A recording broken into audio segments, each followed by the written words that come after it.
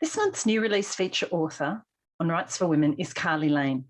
Carly is an author of rural and women's fiction. She lives on the beautiful mid-coast of New South Wales in a valley her family has called home for 5 generations. Carly currently has 17 novels published with Allen Unwin, with an 18th due for release this December. Carly's 17th novel, Take Me Home, which came out this month, was inspired by her own recent journey through beautiful, mysterious Scotland. Way back at the beginning of her writing career, Carly wrote for young adults. She's written rural romance, rural fiction, and now has taken the leap into women's fiction. Carly's this month's new release feature author, and I'm really looking forward to chatting to her about her publishing career and her new novel, Take Me Home. So Carly, welcome to Rights for Women. Thank you for having me. Great to chat, and I can see all your gorgeous books up there behind you. You've written, is it 16 or 17 published books now? 17, I think it is, yeah. 17, that's amazing. So I lose track, actually. Yeah, you must. It must be really hard. It's fantastic, though. Before we get into talking about the new one, Take Me Home, could you just give us a little bit of a history of your writing career, you know, how you ended up being a writer and what your path to publication was? Yeah, I started dabbling when I was quite young. I got married quite young and we moved to a different town. I didn't know anybody. It was actually a city. I don't do cities very well to start with. So I became a bit of a hermit and just used to read a lot. Decided I'd try writing, but it was before internet was really around, and that sounds so like a dinosaur, but you know, before that, it was really isolating. It was really hard to try and figure out what to do and how to do it. So for a long time, I just dithered around and just did my own thing.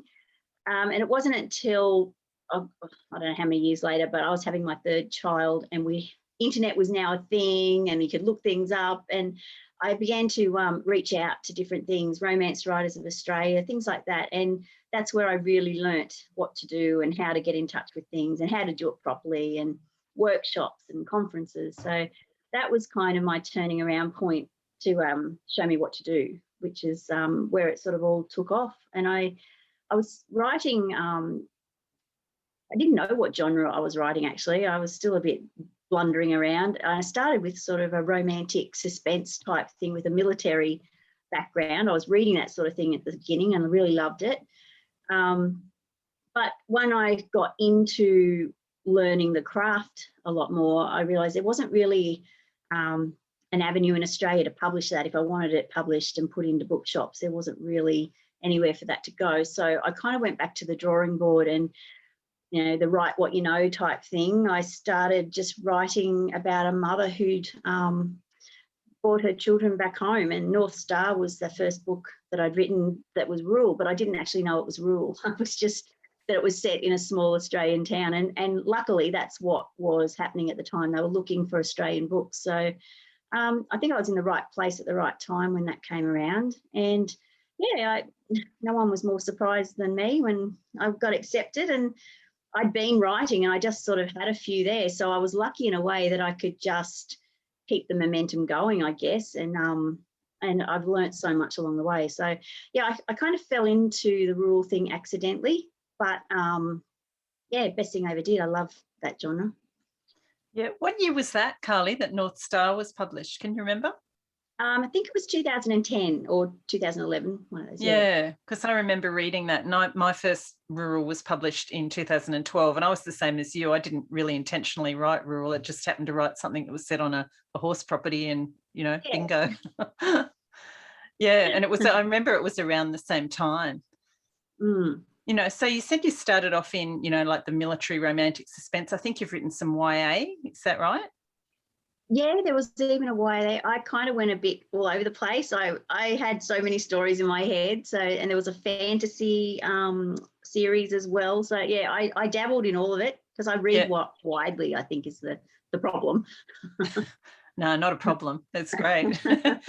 And so you went into the rural thing. Would you classify your books as rural romance or general rural fiction? Where do you think they fall in that whole spectrum? I guess it's easy to see why they would be classed as rural romance. There's always a central relationship usually with most of my rural stuff. But I think there's always a bigger issue. It's usually something, a community kind of issue, or a different relation. Doesn't necessarily have to be the romantic relationship. But I mean, I don't mind. I love romance, and I think I try to sometimes write a book without it, but it always ends up in there. So I think it's just what I write. So yeah, either or. It's sort of rural fiction, but it's got romance in it too. So yeah. And with the new one, Take Me Home, would you say that's going in a slightly different direction in terms of, well, it's obviously different in terms of location, which we're going to talk about, but, you know, would you say it's sort of more in the women's fiction genre than your previous books? Yeah, we did. I sort of went to Scotland, and then I came back and thought I need to write a book about Scotland, but I had no idea how I would do that with rural fiction. So I sort of had put it to my publisher that I want to write a book about, you know, set in Scotland, and can we sort of maybe aim at a bit more women's fiction type thing. So we did that, and even though it still ended up pretty much rural because Scotland is so rural, I tried to write it without it, but it always ends up a little bit of rural in there. So I think it's mainly that this was centered on my main character and her gran and the family. So there were a lot of sort of women's fiction issues, I guess, more so. So yeah, it's a women's fiction, but it's still got that rural slant to it, I think. Yeah, definitely. And of course, it starts out in a country town, doesn't it, where Elle is living, and she's fairly stuck, I guess. And that struck me as a really classic, I guess, women's fiction motif as well, of the main character being stuck at a place in their life, you know, where that isn't allowing them for any sort of personal growth, or, you know, she feels a bit stunted where she is. Yeah.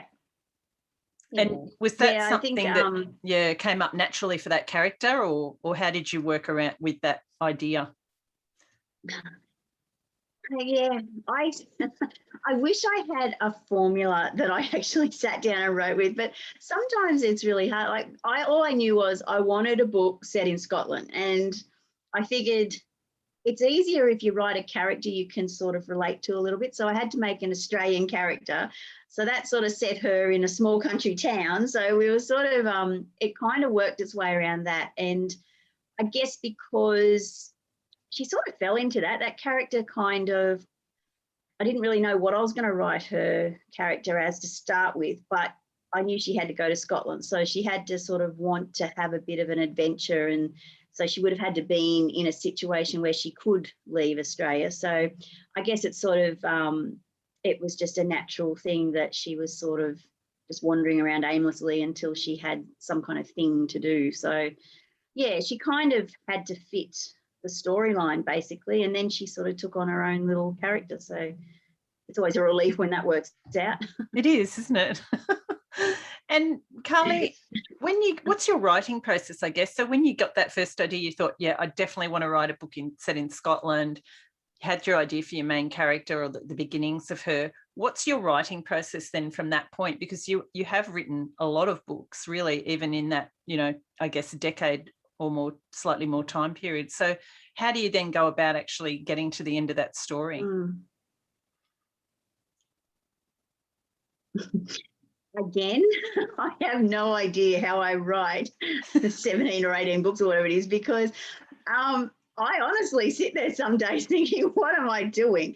I don't have sometimes if I'm lucky enough to sort of know where I want to start with a book, I will start at the beginning, but often I find that my head's racing ahead and I think, oh, this would be a really good scene, but it's sort of more of a scene probably towards the end, and I am absolutely all over the place. It is horrific. I often get asked, you know, should you do some workshops? And I just think, how would I teach a workshop on what I do? I honestly am so all over the place. It's ridiculous. But I guess I just muddle my way through, and somehow it just works out.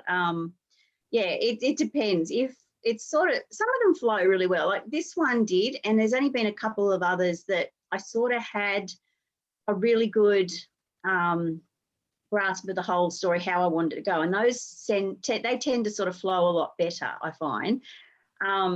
But occasionally when I've only got the snippets of a scene or a character or a career or something that I've started with, they're the ones that I tend to just swap around with and just try and figure out what the hell they're all going to do and how it's all going to come together. And yeah, I don't, and I often just find myself just putting little scene notes along the way, and then I come to that and think, oh yeah, that's what I was going to do, and then see if that still works and just flow on from there. But I wish I was more professional sounding and had a really nice answer, but I just wing it. No, you're not alone. So many people I speak to are the same, and just it's all part of the mystery of that whole process, I think. Yeah, that's a nice word, mystery. Yeah, it's mysterious. Yeah. It sounds like you're a pantser rather than a plotter, Carly. Definitely. Some days I don't even have the pants on. Now there's an image for everyone.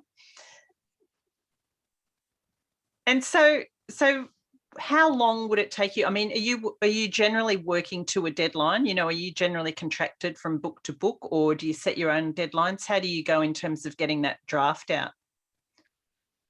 I get contracted, so for so many books. Luckily, I don't know how I did it, but I have been able to be a book or two ahead. So in those really great times where you've got a book that just flows and writes itself, I end up ahead of myself quite often, which is good, because then when life gets hectic, you're sort of not stressing so much to have that book out. So I've written my December one's already in the editing process, and so that'll be out in December. And I have finished the first second draft of the May book that'll be coming out next year. So technically I'm sort of got 2 books written, and now I'm just working on my new lot of contract ones, which is another 4 books, which I don't really have anything written for yet. So as long as I can keep that little distance ahead of myself, I'm okay with the deadline, because they're not too restrictive at the moment. But yeah, I think I would struggle if I had 6 months to write and get it out, sort of thing. It would just be too much. I like to have that buffer zone where I've got a couple out, and then I can just work at my own pace. So, but I try to write every day, like through the week, to make it a proper job, sort of thing. So when the kids are at school and stuff. But I mean, I've found since COVID, everything's just been out of whack. Everything, we got out of a routine, and everyone was home, and then they weren't. And I think it's only just now starting to sort of get back into some kind of routine. It sort of threw me for a while, but yeah, if I can stay on that routine of writing daily, even if it's just something or revision or something, I tend to work a lot better towards my target. Yeah, well, you're definitely not alone there in COVID throwing everything out. I think all of us have experienced that. So yeah, hopefully we're all getting back into some sort of normal. And Carly, you obviously, you're contracted. You were just saying you've got a 4-book contract. Your publisher's obviously really happy with the direction your writing is going, and I know that you're very well loved by readers. So it must be quite, do you sometimes pinch yourself when you think back to your beginnings as a writer and think about where you are now? Absolutely, every day. It's just, and I think sometimes I sort of forget what I'm doing until it comes for, you've got a book out, and you suddenly start seeing it on the shelves, and you see it around, and that's when it sort of really hits you. It's like, whoa. But yeah, I still have those pinch me moments all the time. Just even seeing it in a catalogue or something, I just keep thinking I was that reader that would go and buy, what's out this month type thing, and look through the catalogues, and now my book's there. So it never gets old. It's always a really lovely feeling. I guess that's the upside and one of the bonuses for writing, just that satisfaction of seeing your book out there. But it still surprises me. Yeah, well, that's a good thing, isn't it? I suppose once the surprise and the joy is gone, there's not much reason to really keep doing it. But no, you're on a roll. It's great. So let's go back to Take Me Home. You said, you went to Scotland, you had this amazing trip. Was that a family trip? Was it a holiday? And what was it about the place that you found so inspiring? It was a trip my husband and I took. I've been wanting to go there for ages. I've got Scottish blood on both sides of my family, mother and father. And we've sort of always grown up on the stories, and we've got this castle over there and everything, the family, well, not us, but the family castle. And so that was always this big thing. for a writer, your imagination goes off the Richter scale with, castles and things. So I always had wanted to go, and I just recently got my husband into watching Outlander, which I've loved since, the books come out 20 years ago or something. I was reading them then, and I've got him into watching the TV series of it, and he just mentioned something when we're watching it about the places they filmed in. It'd be really nice to go and see these castles. So he'd pretty much not even finished speaking, and I'd already had the computer out, and I was showing him all these tours you can do, and they do tours to these places. So we were booked and going before he could even work out what he'd said. But we went over there, and I wanted to do a bit of family research basically, and just see all the things that we'd been sort of hearing about for so long. And it started from there. And once I was over there, I knew I kind of wanted to write a book about Scotland somehow. And it wasn't until I got home that I worked out how to do it, so I took photos of everything and anything, and I was always really looking at everything because I didn't know what was going to go in a book and what wasn't. So it was really lovely. Yeah, the whole experience was just beautiful, and Scotland is just the most amazing place on earth. And I to this day, I still don't know how it's possible to be homesick for a place that you've only been to for a couple of weeks, but ever since coming back, it's just like part of you's left there. It's just so, I don't know what it is. It's just amazing. And I guess maybe for a writer, you can just see how all the mythology and the stories can be so real. Like, it's just the most amazing setting. It looks like fairies would be, dancing up in the hills and the little pools and things that are around. It's just the most beautiful, beautiful place. Yeah, it's a long time since I've been there, but yeah, I totally agree. And really interesting that you talk about that, having that sense of homesickness and that sort of innate sense of connection almost that you felt to the place, because that really comes through in the book for your character Elle, doesn't it? That's something that, she hasn't been there, but she's got this family connection, and when she goes there, she really feels this sense that it's almost like home for her. Yeah. I don't even know if it's possible for your DNA even to remember stuff or something, but I really feel like it's, it was very special. And and maybe it was because I'd had this built up thing of wanting to be there for so long, and it was everything that I ever imagined and more. So I guess that all sort of combines. But yeah, it was the most amazing trip. And luckily we did it when we did, because it was the end of 2019. So everything sort of shut down the beginning of 2020. So wouldn't have got done if we didn't go then. So that was very lucky. That was perfect timing, yeah. And that interesting concept about that whole DNA thing, which is very interesting, isn't it, in the whole storyline? Yeah. So, and the other characters, of course, in the book are on, I guess, both sides of Elle's family. So we've got her Australian family, who we see her with at the beginning of the story. And of course, it's not a spoiler to say she's recently lost her much loved grandmother, who actually makes an appearance in the story, and quite a bit. And I found that was a really interesting thread. Can you talk a little bit about how Gran's character came to you, and that idea of putting her in from elsewhere? Again, I didn't really plan that to happen, but she kind of took on her little own life form there. But I was sort of umming and ahhing about that when I started writing Gran that way, because I wasn't sure if that would lose me readers, actually. They would think I'd lost the plot.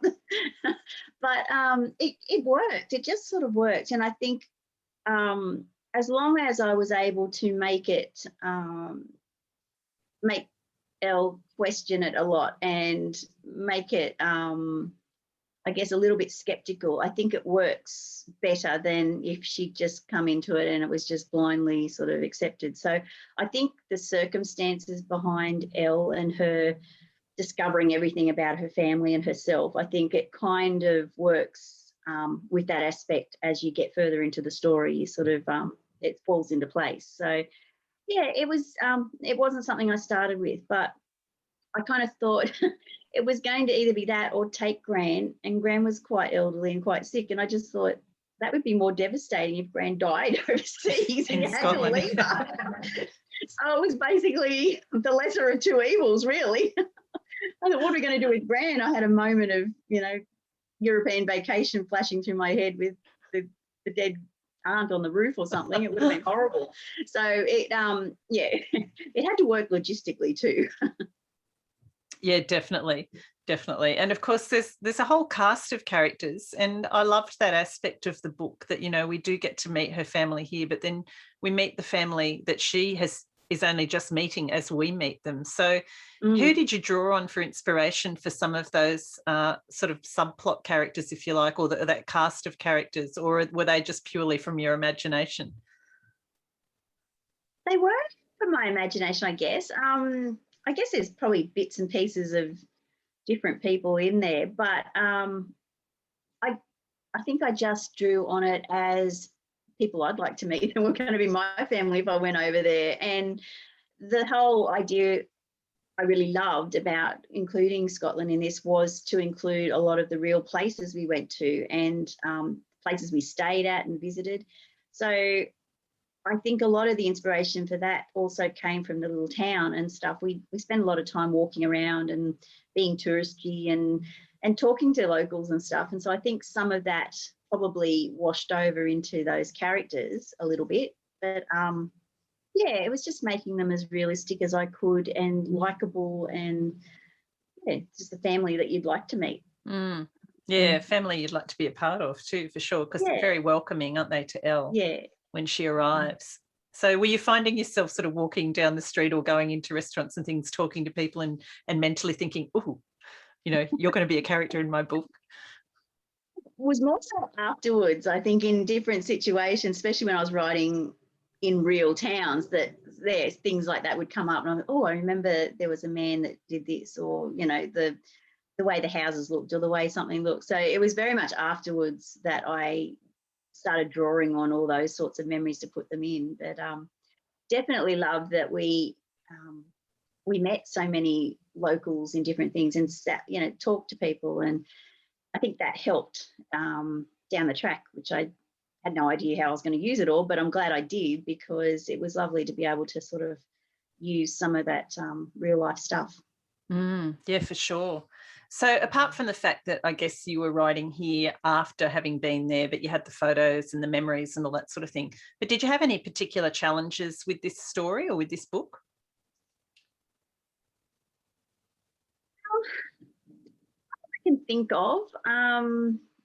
Like I said, I was lucky that I actually met people and I still had contacts. So if there were things that I was unsure of, or terminology and stuff was another thing, like how to actually write it in when I didn't take much notice of something that I wanted to use, that was handy that I still had contacts that I could just message and say, how would you say this? Or does this sound like something someone from Scotland would say? And surprisingly, the things that I'd put in there that I'm thinking, no, that'd be sounding too Australian, they actually said, yeah, we'd say that. Like, must be the DNA, Carly. Although dodgy was a word that I wasn't sure they used, and apparently they do. So I was happy about that. But it was nice to have that that lifeline to sort of send out, you know, SOS, help, what does this, you know, how does this sound? And so that was really helpful, actually. And I think if I didn't have that, I could have come into a lot of issues with different things. So, yeah, it was good. And did you have any Scottish beta readers, Carly? Not so much to read the final thing. I actually reached out to a lady that ran a blog. I just Googled her, as you do. Yeah. And for the family story that Gran passes down and they talk about in the book, I wanted something that sounded really authentically Scottish and had all the, you know, pronunciations and things. And so I asked this lady, I think her blog was on different things like Haunted Scotland or something. So and on their blog, they had lots of things that they would go and talk about, old Scottish folk tales and things like that. So I sent her my outline of the family story that I wanted to be told, and just left all the place names and the people names blank and just said, can you help me? So they were lovely. And she went through and made all these suggestions about names and places, and that really helped. So that was really, yeah, without that, I don't think it would have been as authentically sounding. So I was really happy to get that sort of help from her. That's great, isn't it? The power of Google and Oh, internet research. it's amazing. Yeah. Facebook. Facebook, yeah. Which brings me to my next question, Carly. And I think this is something that has probably changed a fair bit since you first started as a published author, certainly. And you were mentioning, when you first started writing, the internet wasn't really that big a thing. But social media is such a big thing for authors now, isn't it, in terms of marketing their books and connecting with readers and writing networks and things like that. How do you find that whole world of social media? Is that something that you enjoy? Do you use it a lot? How do you approach it as an author? I guess I'm not real professional at it with an author. I do have 2 pages, and my poor old professional page tends to sort of fall apart when it's not anything to do with a launch or anything. But I guess I just like to treat my pages as friendly pages. I'm really lucky. I don't seem to have a lot of the stuff you hear about with people, the nasty comments and the horrible side of Facebook. I don't seem to have any of that. And I think it's just because you attract what you put out. People are interested if it's just something that they'd be interested in. And I get a lot of really lovely readers, a lot of friends that I've made on Facebook that I just enjoy talking to each day and reading what they're doing. So I just treat it as it's just my connection to the people that a lot of them read my books, and a lot of them are just friends that I've made along the way. So I think, I don't know if that's the way you're supposed to use it, but I feel like for me, that's what it works the best as. If I'm just who I am, and people either want to connect with you or they don't. So, but I'm very lucky. I've got some lovely friends and laid some lovely connections that have also come in helpful with different things with the books. It's lovely to have a shout out every now and again and say, help, I want to do this, or what's something here? And it's just really lovely. It's a nice little community where you can brainstorm and do things, and it includes people. And I think they like that. Yeah, for sure. And I think, as you say, the whole thing is to use it in the way that works best for you, isn't it? Yeah. And to be authentic. Yeah, for sure. Yeah. Yeah. Yeah. Well, your publisher's obviously really happy with your new sort of direction in terms of writing outside of rural Australia, or including other locations and storylines. How have the readers reacted to the new book? I think you're someone who gets a fair bit of feedback from readers, and as you say, readers contacting you and connecting with you on social media. How are they reacting to the new story?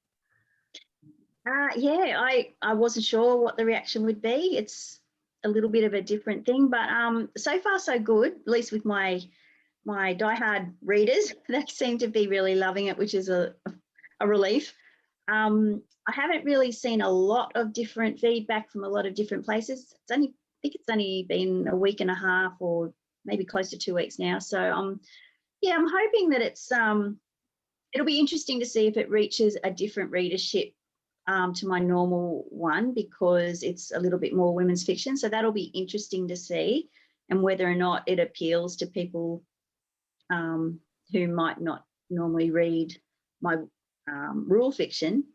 So that's all sort of still not sure about that yet, because I haven't had any sort of feedback about new readers to me. But my loyal ones are all saying that they quite enjoy it, so that's good. They did comment, a couple have commented the fact that the romance in this doesn't happen till quite late in the book, and I think they miss that, because normally it's something that happens quite early on in mine and features usually most of the way through.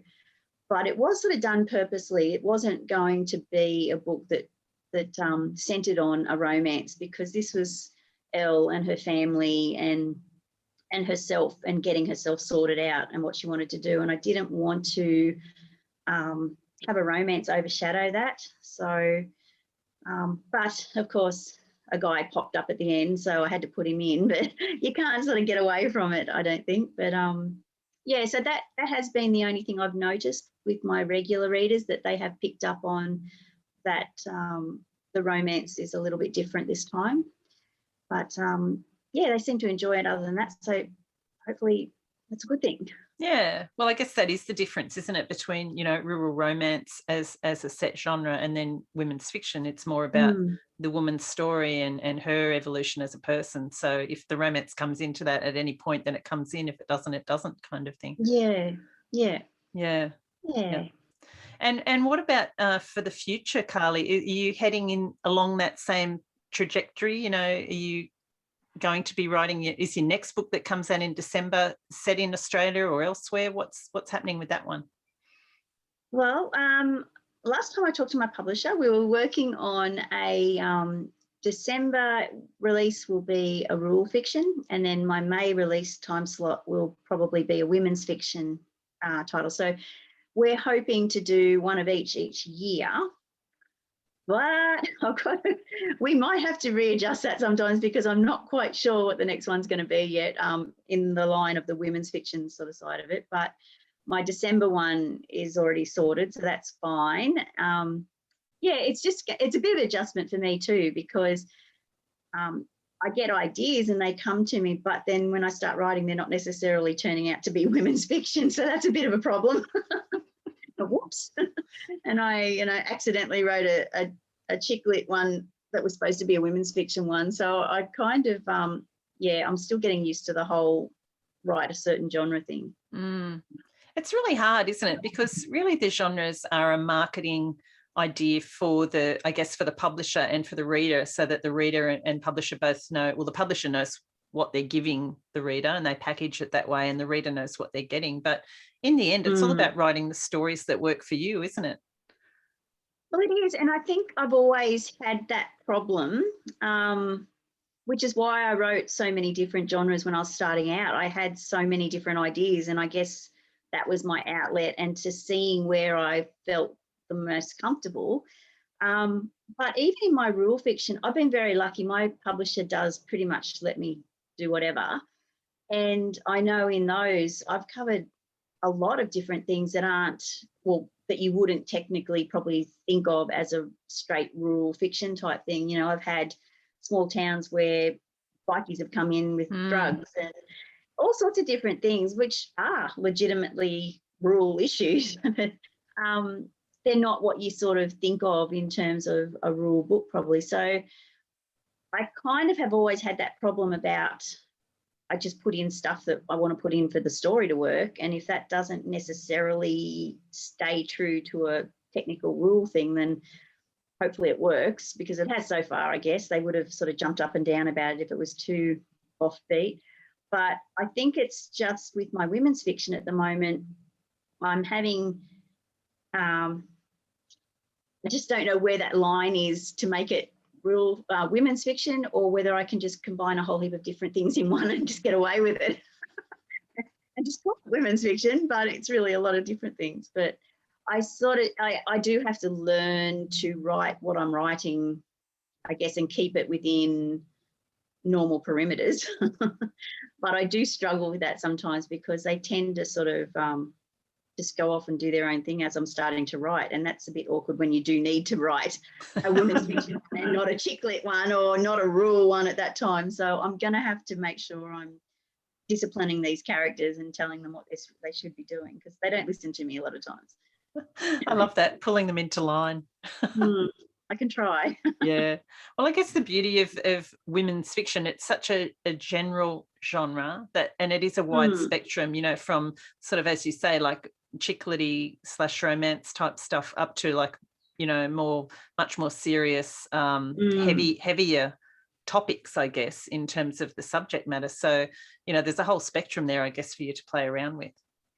Yeah, and it's just, I guess, seeing what the reaction is from readers too, whether they are happy to do that. I guess ultimately we shall see. But it is nice to it's nice to do something a little bit different, I think. And it's, I guess, as long as it's still my voice, I guess, that they're still going to go along with it. It's just something a little bit different, because you don't want to get locked into the same you don't want to pick up a book and know that it's going to be this, this, and this. It's nice to sort of keep things a little bit different. And so far, I think I've done that with my rules, but when you get to about 17 books, it's getting a bit hard not to, have I done this? Have I done that? So it's nice to sort of, just take a new direction every now and again. Yeah, for sure. And Carly, you do live in a rural area yourself, and I can't let you go today without talking to you about your beautiful horses, because I love to see what you're doing with your horses on Facebook. Can you tell us a little bit about that? Yeah, don't get me started on my horses. You'll never get me off it. My Brumbies. I love my Brumbies. Got into Guy Fawkes Brumbies about 5 years ago now. I was researching them for one of my books. Didn't really know anything about them, to tell you the truth. I had two old horses that we had here, but I went up to an open day to have a look at, meet the people that had helped me with my book and look at the Brumbies, and came home with two. And we've sort of been acquiring them ever since. But I've got my little 4-horse herd now, and they're just beautiful. It's just something very special about these horses come off a national park and they've never seen humans, never been touched, never, and they're just blank canvases, and that bond that you create with them is special in life, and they really do. I've got a horse that I bought here the first time, and she had a foal, and it was just she was a wild horse, and it was quite daunting because she was in that get away from me, I'm going to kill you sort of thing. And then within a few months of, the care and feed and loving, like, she's my soul horse now, and you would never know it. Like, she's so lovable and affectionate and beautiful. So it's just a really, it's a great journey to go on, and I just love it. So yeah, I love my horses.